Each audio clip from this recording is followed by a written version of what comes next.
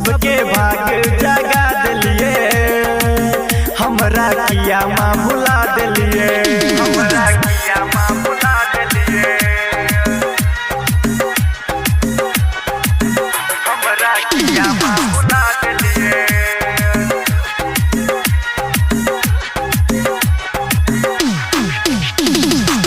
सबके भाग रेखा लिखलो जतन से, माँ आहार रच के, माँ आहार रच के।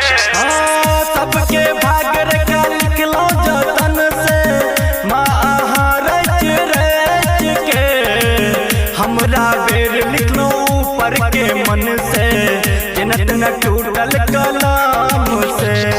कलिए किया हमरा बेर में माँ, एहन बड़ा गलती आहा माँ, सबके भाग जगा दिलिए, हमरा किया माँ भुला दिलिए, सबके भाग जगा दिलिए, हमरा किया माँ भुला दिलिए।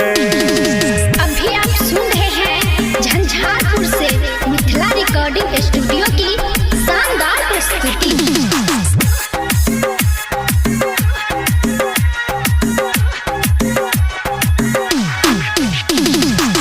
संजय लोबर कमल चाहा के भेल खारा का घेग माँ, भेल खारा का घेग माँ।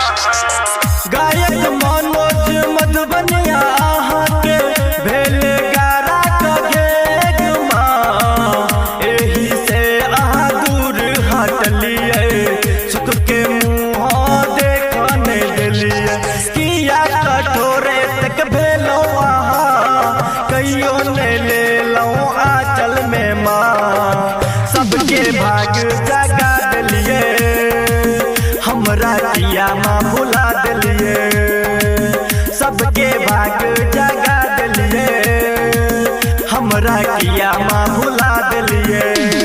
Presented by Mithila recording studio.